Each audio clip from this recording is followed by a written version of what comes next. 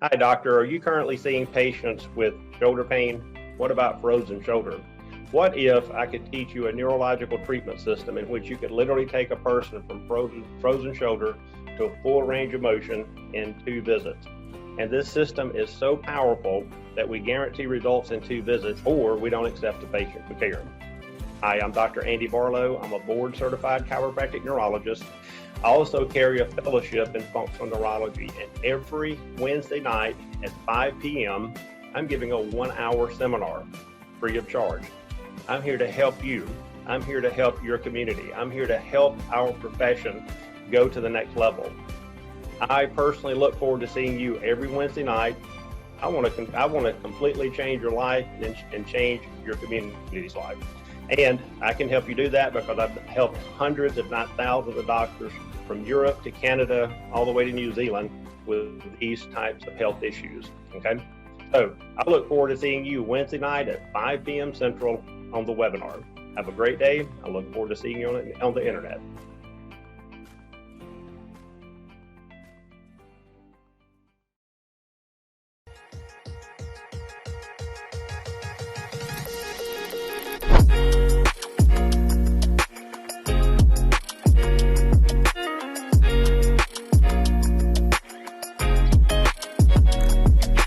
Hello, everyone. My name is Mark Anthony with Edge on Regenerative Medicine Show. I'm excited today because we have a special guest, Dr. Dana O'Keefe, DC, CCSP, out of Maitland, Florida. Beautiful, beautiful area. You can actually contact her at restoringhealth.center, restoringhealth.center.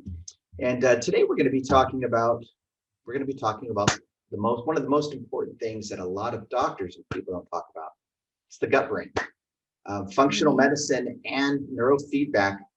Why am I bringing these interesting words up? Because this is the future that I believe that it's not just now, but it's the future that I believe that's going to be saving lives.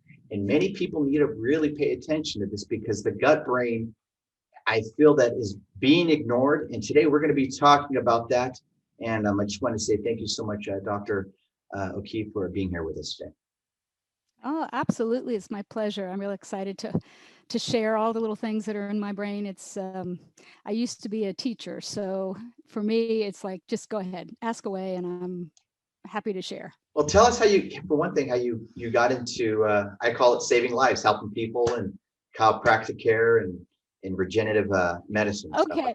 So that really is a fun story. I actually was I was a dance teacher, and I had, and I also love to jump horses, and I had my fair share of concussions due to jumping horses.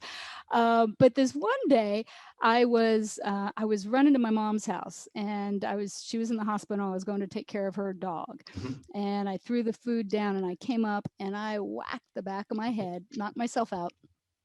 And I was like, oh, this isn't good. I could tell it wasn't good. I was feeling that, oh my God, I'm in woo-woo land, right.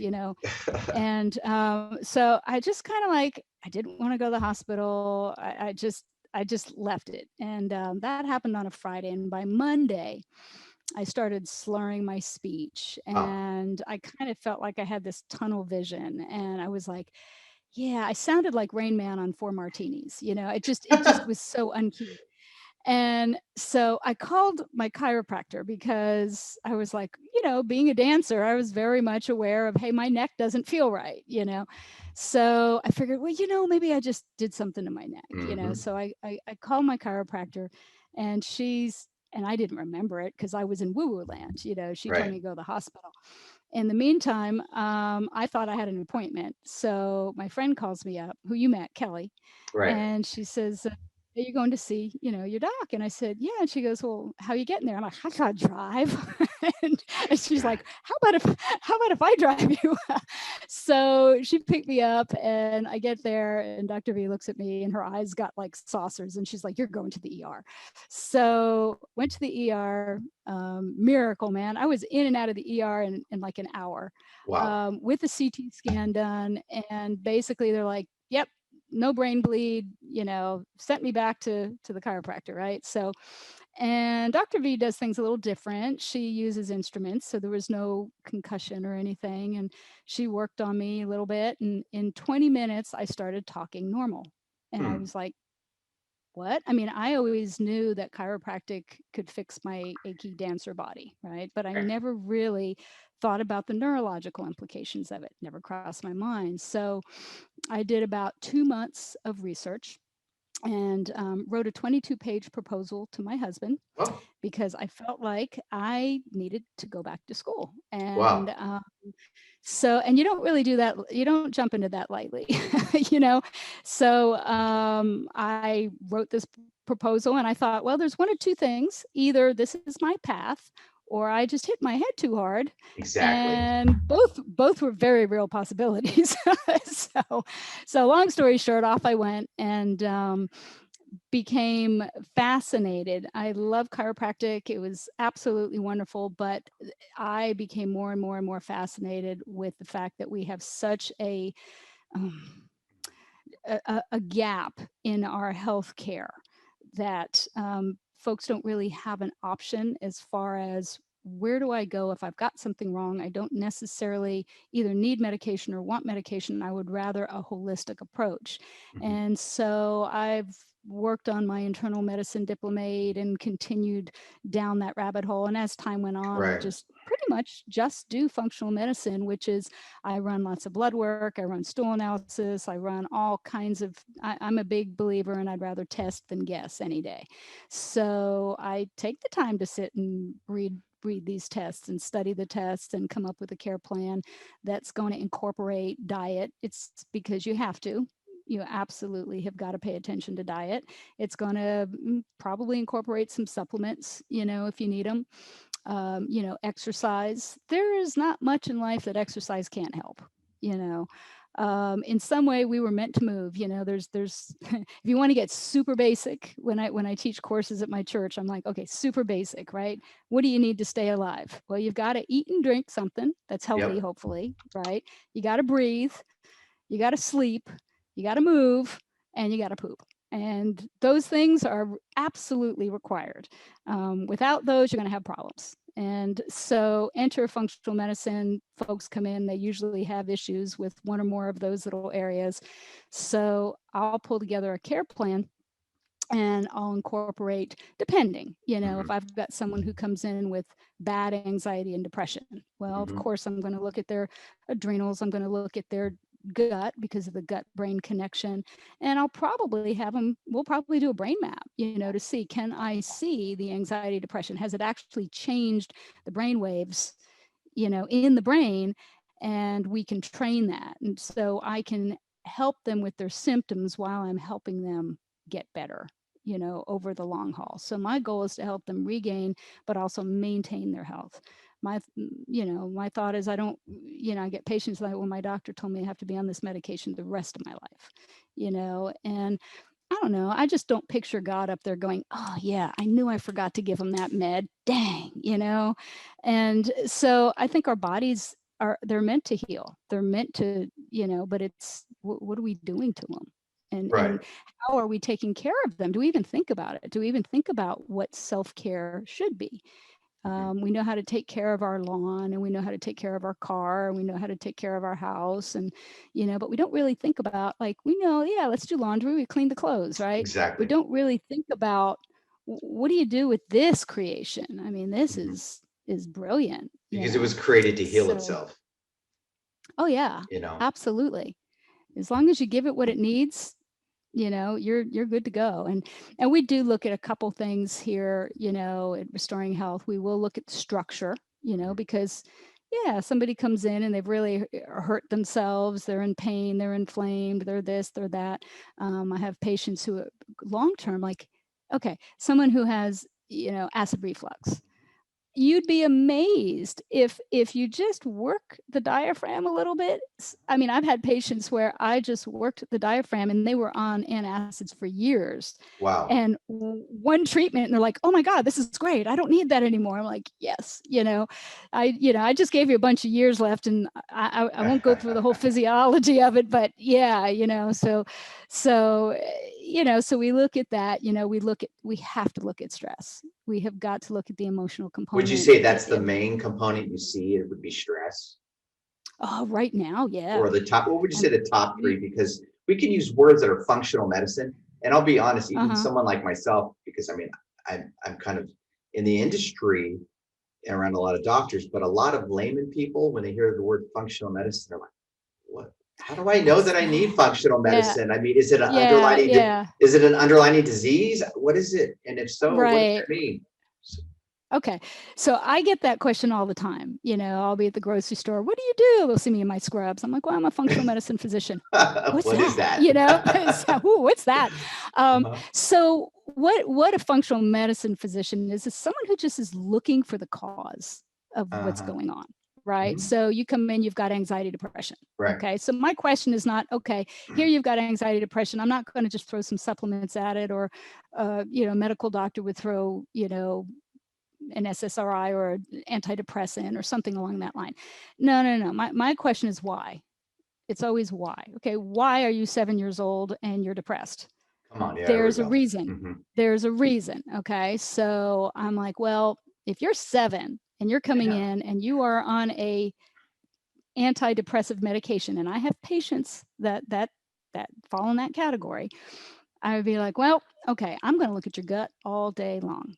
I would dollar to donuts bet there is inflammation in the GI tract, and we can do some testing and figure it out. There's probably a food sensitivity. There might be a hidden infection.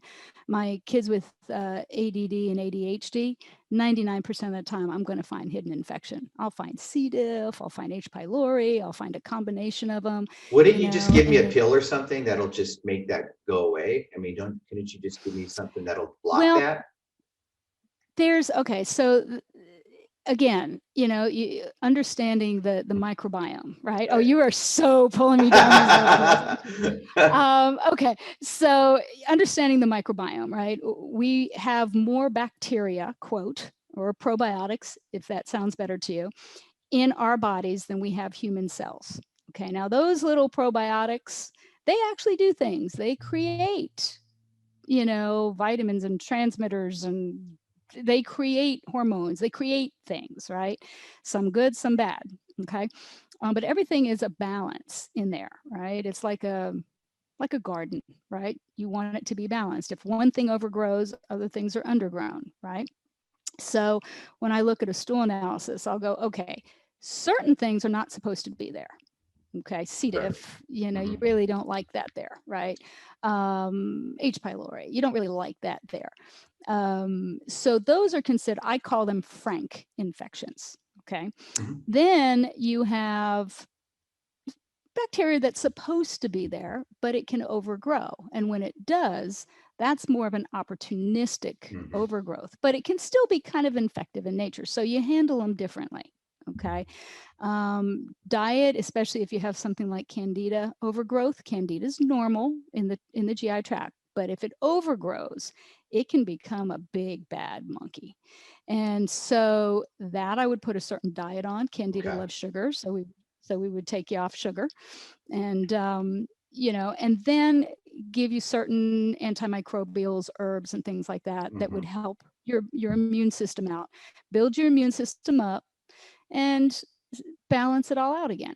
Now the infections that are more frank, those we'd give you things that might be more antibacterial, or in the case of H. pylori, zinc carnosine is always fabulous, and relatively easy to get under control. It's just a matter of balancing it all out, properly, and then you get off of what you're on, and hopefully you have a nice healthy diet and we don't overgrow or pack up anything. You can tend to get those infections too. I'll see a lot of infections with people who are on antacids, and I guess I have gone down that rabbit hole a bit today, but it's just because you need to have a certain amount of hydrochloric acid in your stomach. Part of what it does is if you ingest some type of bacteria in some kind of food, right, gets into the hyaluronic or the HCl, the hydrochloric acid, and it's dies, Right. so it doesn't make it into your intestine, right? So where it can't set up camp.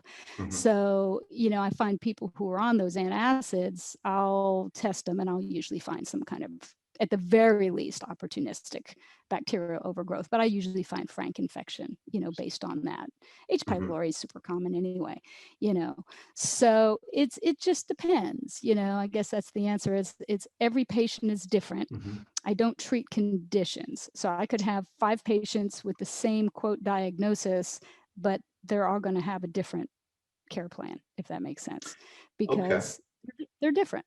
I don't treat conditions, I treat people. Okay. So out of So the people you treat, what would you say are the top between 3 to 5 things that you normally see? You said one of them was stress. What would you like things that you see that mhm. people come to you for? Constipation. Constipation. Okay. Constipation. Hey, Oh my just God. drink a cup of coffee, right? No? I don't know. I can't tell you how many people like they just don't poop, man. It's just like it's amazing, and it's Interesting. not usually too hard. And those are the folks that then are going to be very toxic, Mm, right? Because that's how do you get the toxins out of your body, right?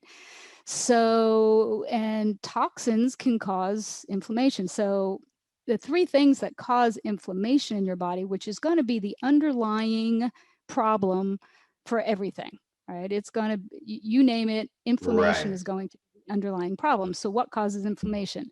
Number 1, infection. Number 2, food sensitivities. And number 3, toxins. Hmm. Those are the biggies. And you can put in toxins, you can put everything from pesticides to Roundup on our food. That's why it's important to eat organic. Yes. You can also put mold, in there, because when mold gets situated in the GI tract, the danger of it is not the fact that it's mold, but that it pops out something called mycotoxins, which it's just toxic to the human body, and it's usually to the nervous system. So when I'm dealing with, for example, that's one of the things that I look at. I had this kid, I guess she's about 8 or so, just like anxiety. Her problem was anxiety at 8, and I Wow. was like, 8. seriously now, at 8. And so I kind of went in and I was really talking to the mom and trying to get as much information as I could, and come to find out that there was a mold exposure. I said, let me test her to see if she has mycotoxins, and sure enough she did. And we've been treating that concomitantly with doing neurofeedback, and oh man, this kid is just night and day better. I mean, we're about 2 minutes from having this whole monkey on the run, and it's so fulfilling when I get to see, especially our kids, get better. I mean, it's because it's hard for me.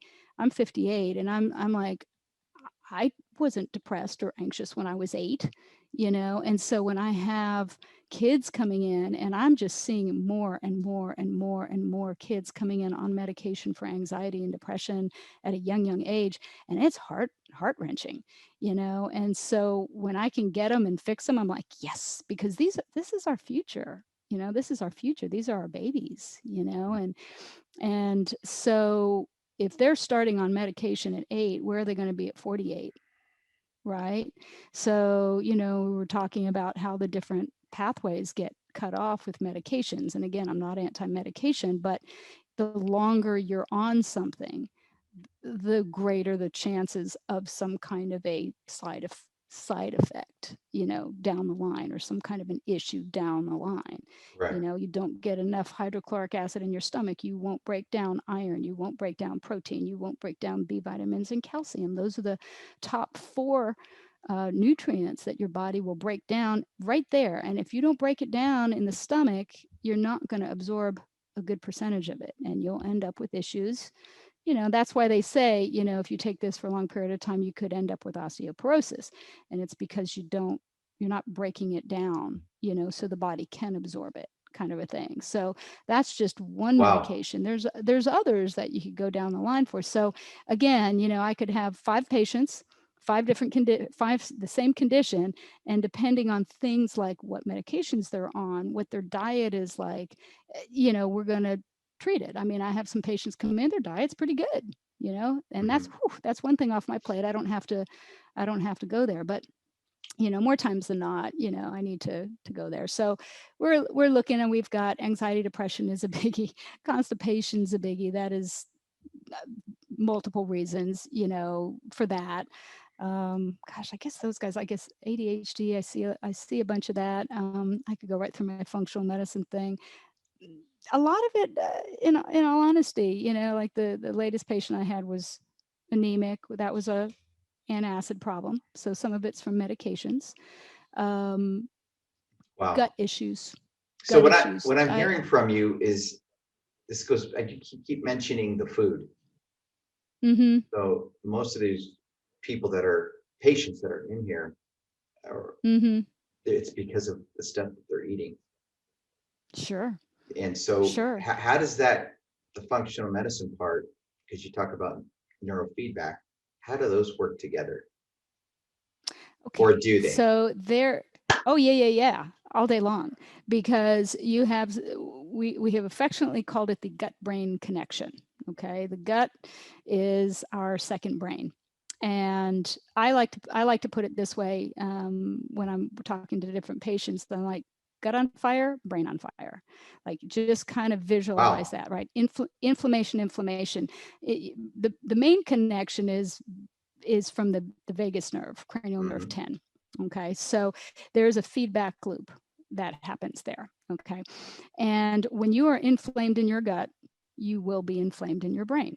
So Hmm. what will inflammation cause? Well, it depends on what part of the brain is inflamed the most, right? Oftentimes we'll find it up here in the frontal lobe, and that's going to be your focus. It's going to be your attention. It's going to be your concentration. Sometimes we'll have it in the temporal lobe. It's real interesting when I have patients who come in with tinnitus, and I'll do a brain map on them, and their temporal lobes Mhm. are really hot, you know, and their gut really hot. So that happens to be where they're, you know, manifesting, you know, their symptoms, so to speak. So when I'm treating a patient, or, you know, you're having anxiety, depression, memory problems, things along that line. So when I treat somebody, I try to get the inflammation out of the gut so the inflammation can go out of the brain. We train the brain so we can make those neurons make more connections, and, you know, you pretty much have a person who's better. That's the goal, right? Is to have a person who's better. Right. But you know, I have someone who come in with dementia, you know, they've been diagnosed, and it's like, okay, so if you want to stop that decline, you're going to have to do something different. And that means you have to get the inflammation out, which means I tell them right up front, I am going to mess with your diet. I have to mess with your diet.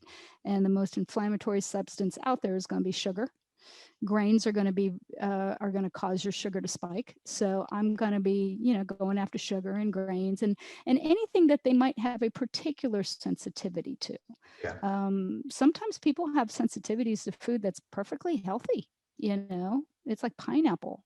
I Mhm. see that all the time. I don't really know what the deal is with pineapple, but Pineapple I works do. though. Don't, I mean, it does Yeah, a lot no, of it's healing. great, but oh, it does. But I have I run food sensitivity tests, Okay. and I mean, it always surprises me that I'm like, what's the deal with pineapple? I mean, Huh. I just get a lot of people come back with sensitivities to it, and I'm always like, I don't know. It just kind Wow. of shocks me, you know. But like, that's a healthy food, right? And so sometimes you can have something that's perfectly good, but for whatever reason, Your there's a body. sensitivity, right? And it's very different from sensitivity is very different from an allergy. Okay, so an allergy is like you eat something and anaphylactic, you know, you Mhm. turn red and, you know, Right. rush to the hospital, right? That's an allergy. But a food sensitivity, sometimes you just don't even know it because it's affecting some other part of the body, Wow. you know, like gluten. You know, people like to beat up on gluten. Gluten's fun to beat up on. And I have patients who, and I've tested them. I've done that, like, what is it, like 14 or 16 different Right. markers. And it's like, this one gentleman came back and it was like a bunch was, I was like, you shouldn't even think the word gluh. I mean, it shouldn't even Gla. be in your, don't even, it's not in your environment, right? And, but I love my pasta, you know? And I was like, oh dude, you know, eat it and die. But I was like, okay, this is the deal with you. He doesn't get any kind of GI distress when he eats gluten. Okay. But his kidneys, I watch his kidneys go down and down and down and down and down in function. That's what he gets, right? Now, Wow. I have a friend of mine who, if she eats gluten, her hands go numb for like 2 weeks. Like, okay, so that is like a direct, okay, I'm not doing that anymore kind of thing. So that's almost better because you can kind of understand it. But if you've got kind of one of those subclinical, and that's now we're talking about autoimmunity, and that's kind of what you're at, when you eat something, or whether you've been on antibiotics or there's a lot of stress in your life, what happens is you have these little cells that line your intestines, and they kind of pop open. All right. Now you can have transient, quote, leaky gut. That's that term, right? It can be transient, and that's normal, right? But what happens is if you have enough of a frank attack on it, whether it's the antibiotics, long-term stress, Right.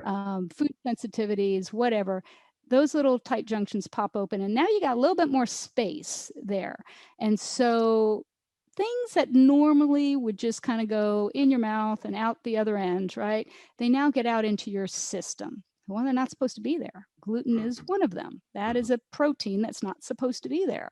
And then the immune system looks at it and goes, oh my God, it's an enemy, get it, right? So it mounts its attack and it goes off, and your immune system is so brilliant because it has a memory, and it takes a look at that and it goes, okay, I know you, dude. I know what you look like, and the next time I see you, I got your number. I know how to take care of you. Right. So now gluten pops out there again, and the immune system's going after it. But our immune system looks at things molecularly, right? If you go back to chemistry, right? So it's looking at gluten, and then it kind of looks up at your thyroid looks a little bit like gluten. Oh my God. Boys, get it, right? That's autoimmunity, right? It's kind of like Mr. Magoo, right? I don't know if you remember Mr. Magoo. Oh, yeah. Now I'm dating myself. Okay, with the big glasses. Hey, and he was like, oh my God. Has it been canceled yet? So you're good. Oh, it hasn't been canceled? No. Oh my God, there's something. I had to have fun there. I have no idea anymore. What is still going? I don't know. I know. Apparently Dr. Seuss He's is done. no good either. Yeah. Whatever. Hey, So, if you can't laugh about it, you'll cry. I'm playing. No, it's true. It's true. Maybe I can make a cartoon about gosh, autoimmunity that's awesome. and the thyroid. That would be cool. But that's autoimmunity, right? And your thyroid's under attack, and it's like, what did I do? It's like, well, you look like gluten, and it can be anything. It can be your brain. You can have, quote, leaky brain. You can have leaky heart. You can have anything that has, those little cells in there. And when you get inflamed, they can pop open. Now, why one particular part of a body for one person and another? Right. I don't know. There's probably some genetics involved, but there can also be certain chemicals involved, like, for example, one of the things they found with Parkinson's is very much an environmental insult to the brain, to the body. There's toxins somewhere, and they found that pesticides on golf courses, are actually suspect, Wow. So I usually tell my golfers, make sure you get in an infrared sauna, do things that help you, detox, do some body brushing, make sure you're drinking enough water, Wow. Things along that line, because I'm not going to tell somebody to not go out and play golf. They're outside, they're doing something healthy. It's wonderful, but do some things that can help you mitigate, having those extra pesticides, in your body. My hubby had a friend of his who had a habit of, this gentleman has passed away. He had a habit of, he'd get his golf ball and he would like lick it. Like, no, why? Wait, that's a habit. lick Yeah, it? yeah, and then put it down, right? So, yeah, ew. But anyway, but he did, and he actually did die from Parkinson's. And it's like, now I don't know. That's not the biggest, most accurate study in the world, but You should have just bought a brand new one and licked the heck out of it. there you go. It's just, that's it. But But anyway, we I'm all bad. have our habits, I guess. Yeah, no, exactly. We all That's have our interesting. habits. Hey, it's all good. So, So I yeah. have an important one. I know that we talked a little bit about functional medicine, neurofeedback. I noticed that you also do brain mapping. So when you're utilizing brain mapping, which you can kind of go into that, does that function everything with not just the functional medicine, but the neurofeedback and also the brain mapping? Because I know the brain mapping shows where the pain's at, I believe. what needs Mhm. to be fixed. Could you talk a little bit Mhm. about that? Because I think it's Oh, yeah, yeah, yeah. important. Brain mapping, a lot of people don't know Oh, about how awesome it is and what it it's does in its function. amazing. Yeah. It's amazing. And I do a 30-minute report of findings with all my patients that get a brain map because you know, the information we get from it is incredible. Like I can look at a brain map and go, oh, this area here is slow. Because what it does is we put these little nodes, we put a cap on, Mhm. and we're going to look at the frontal lobe, the central, we're going to look at the parietal, we're going to look at the temporal, and we're going to see, we look at four brain waves. We look at alpha, delta, theta, and beta. Mhm. And we look to see, are those brain waves balanced, or are some too high, some too low? What area are they high or low in? And based on that, we can basically say, oh, you're probably having this, this, and this symptom. And so, example, if a patient comes in, they're like, yeah, I'm having trouble with memory, right? Well, I'm going to be thinking probably something's going to be going on in the frontal lobe, and sure enough, we'll see the delta will be really high, or we'll see different things going on, and we can connect it to the symptoms that they've got.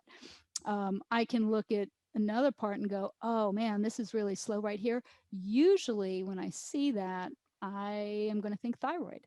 So I'm going to want to run some blood to check to see, okay, is our metabolism going? Is that part of what's going on? Right.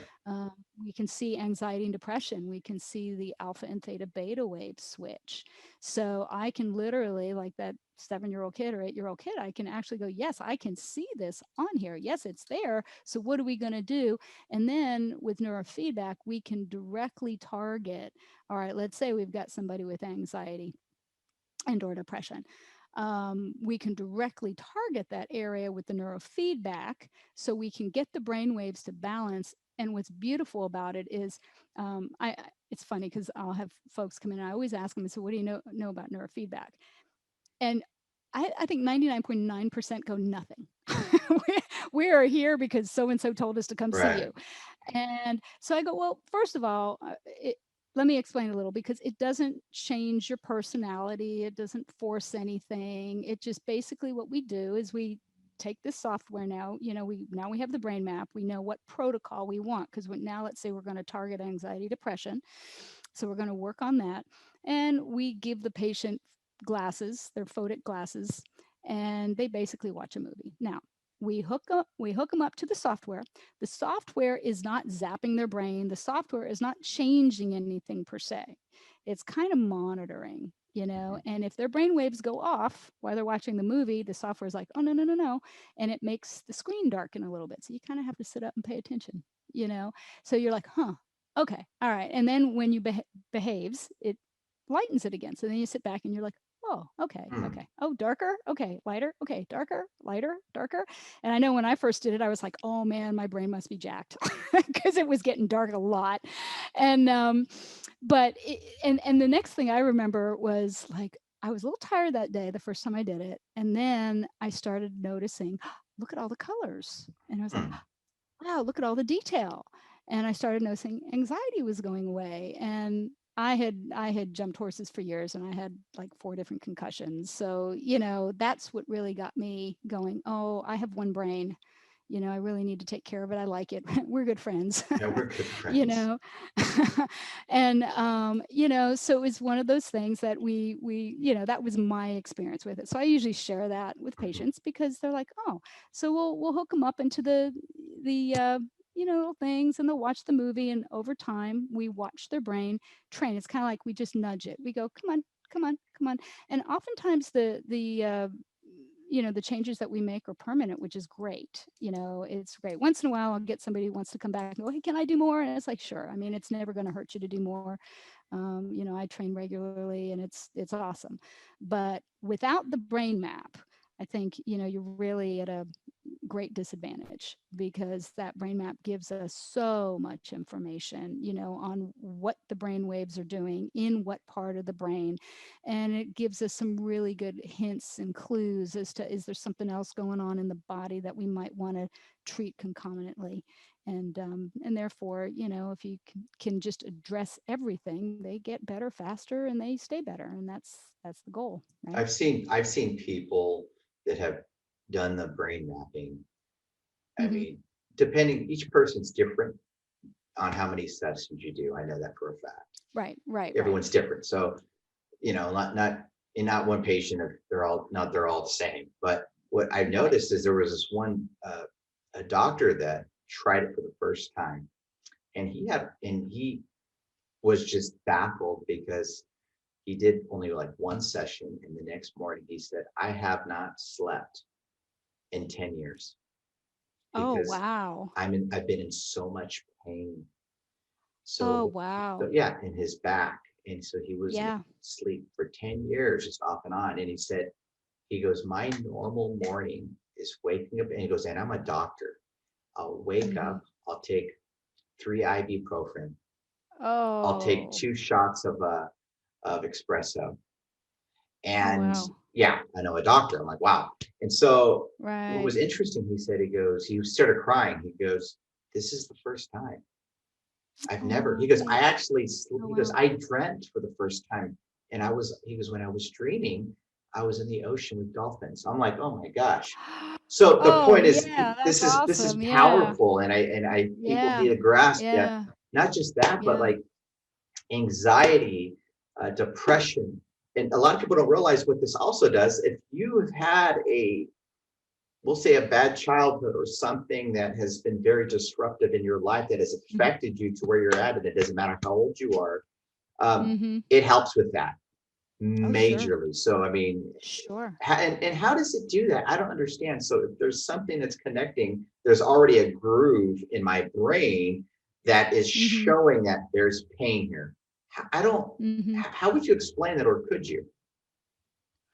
Well, the brain is okay, well, pain is kind of that's a whole different that's an animal in and of itself. I know how I So can't say it in 15 seconds, it's Mark. I'm sorry. no, and pain is not just subjective, okay, but it is also emotional. Okay, in fact, Okay. pain is emotional.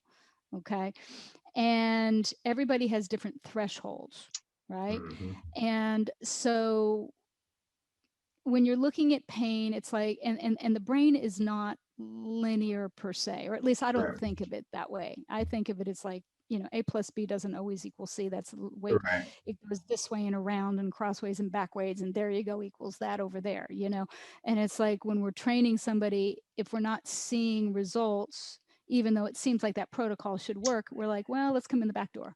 Let's work on this over here then. Let's work on this over there.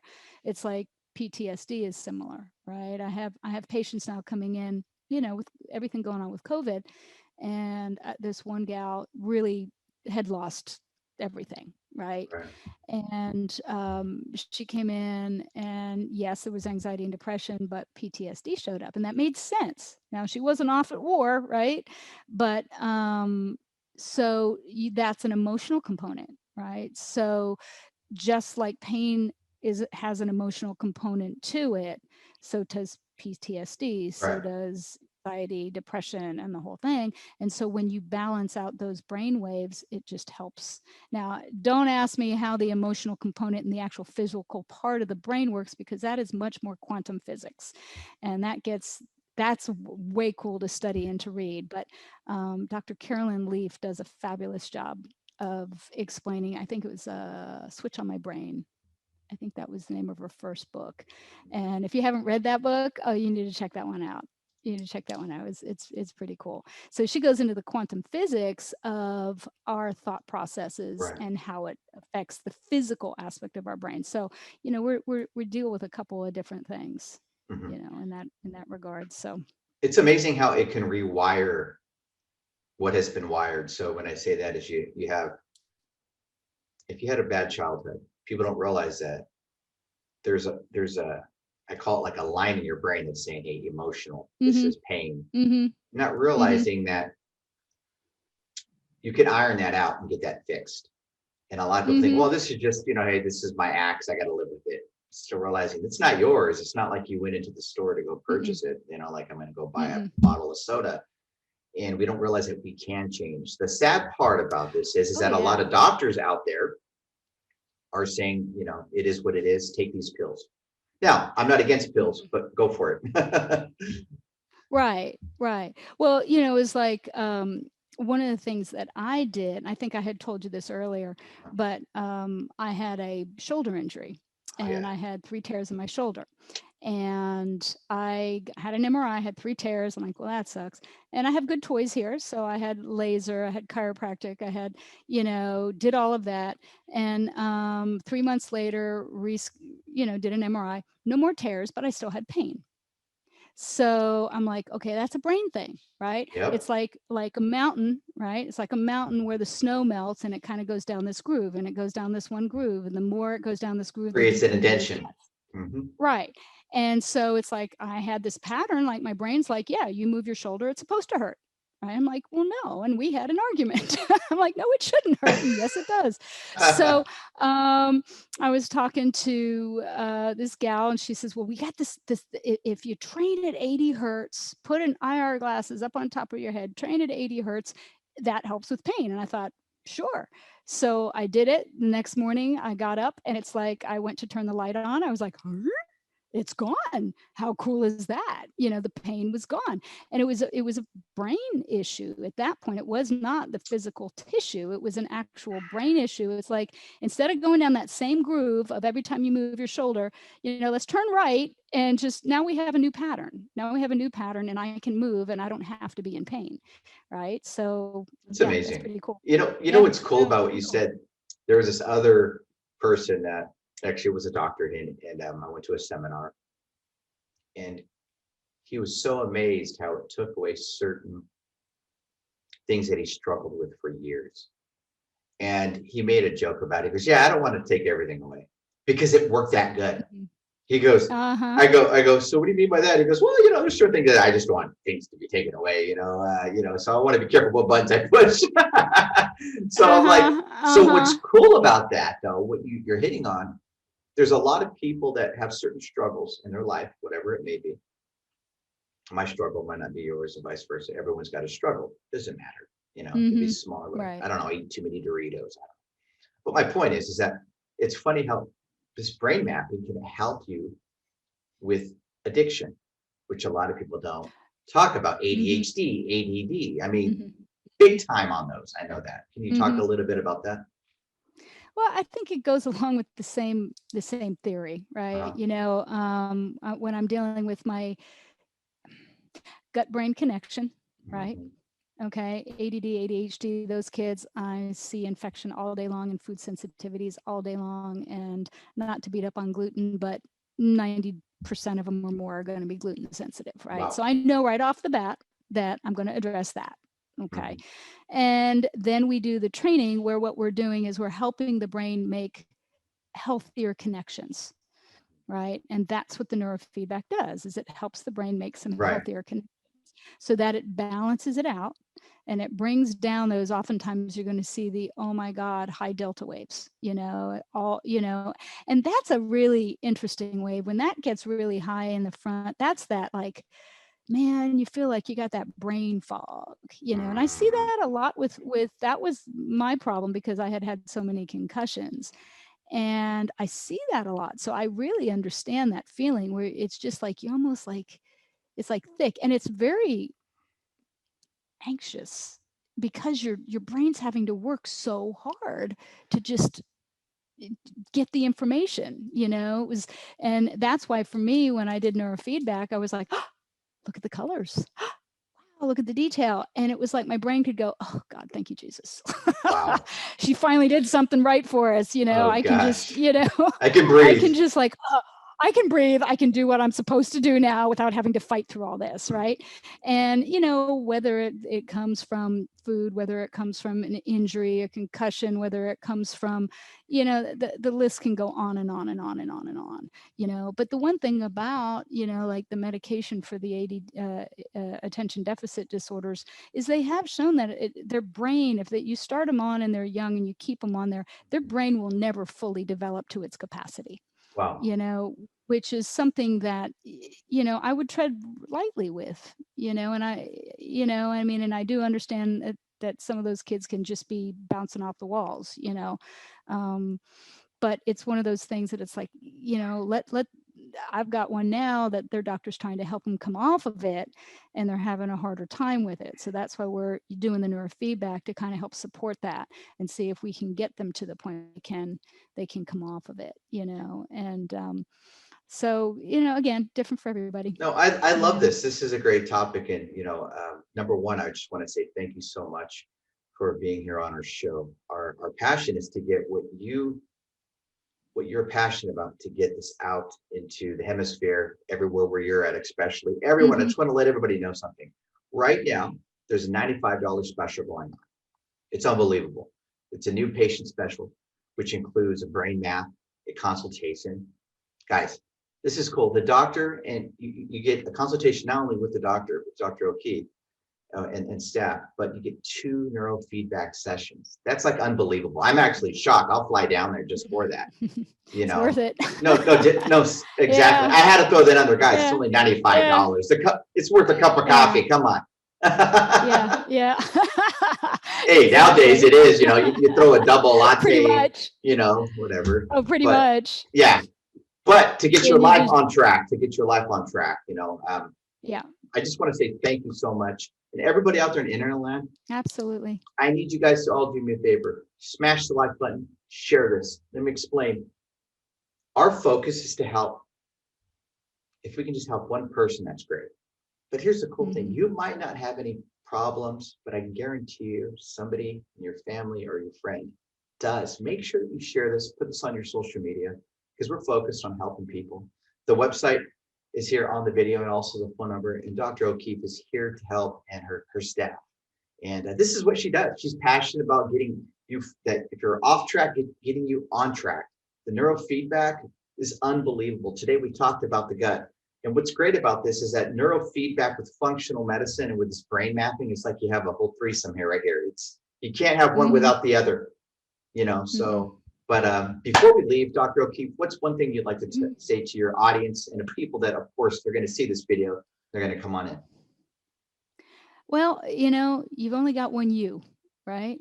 And who's going to take care of you but you, right? And at some point, we can't just give our health off and say, hey, if it wasn't good for me, the government would stop it. Nah.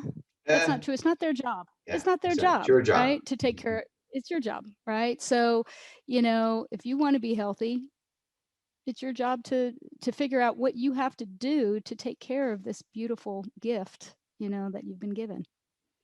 I love it. And thank you so much for being on the show. You are a blessing, and Dr. O'Keefe is ready to help bless others. Have a great one, everyone. And thank you so much, Dr. O'Keefe.